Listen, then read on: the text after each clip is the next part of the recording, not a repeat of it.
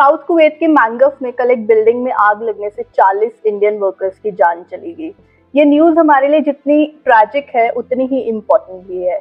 Important सिर्फ इसलिए नहीं क्योंकि वो भारतीय थे, इम्पोर्टेंट इसलिए क्योंकि डेवलपिंग कंट्रीज से बहुत से लोग गल्फ कंट्रीज में पैसे कमाने के लिए जाते हैं, और जब इस तरह की खबरें सामने आती है तो दिल दहलता है, स्पेशली तब जब वहाँ के इंटीरियर मिनिस्टर का ये बयान आता है कि ये जो इंसिडेंट हुआ है ये ग्रीड की वजह से हुआ है, लालच की वजह से।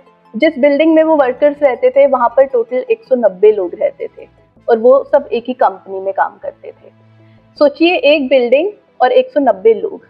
ऐसे ना बिल्डिंग में लोगों को रखा नहीं जाता है, ठूसा जाता है।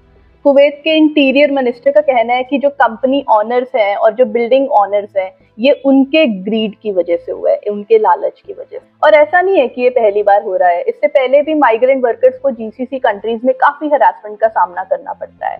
2021 से लेकर 2023 के बीच में इंडियन एम्बेसीज को वहां काम कर रहे वर्कर्स से 16,000 कंप्लेंट्स मिली हैं, जिसमें से ज्यादातर कंप्लेंट्स जो है वो सैलरी डिले को लेकर, सैलरी ना मिलने को लेकर, पुअर एकोमोडेशन को लेकर या फिर हरासमेंट को लेकर थी।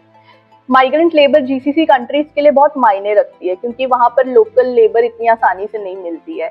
इंटरनेशनल लेबर ऑर्गेनाइजेशन की एक रिपोर्ट के हिसाब से जीसीसी कंट्रीज अपनी आर्थिक वृद्धि के लिए माइग्रेंट लेबर पर निर्भर करती है, और इसी रिपोर्ट के हिसाब से कुवैत की टोटल पॉपुलेशन जो कि 4.5 मिलियन है उसमें से सिर्फ 1.35 मिलियन जो है वो कुवैतीज हैं, बाकी नॉन कुवैतीज हैं। अप्रोक्सीमेटली 80% फॉरेन रेजिडेंट्स जो है वो माइग्रेंट वर्कर्स हैं, और उनमें से जो सबसे बड़ा ग्रुप है वो इंडियंस का है।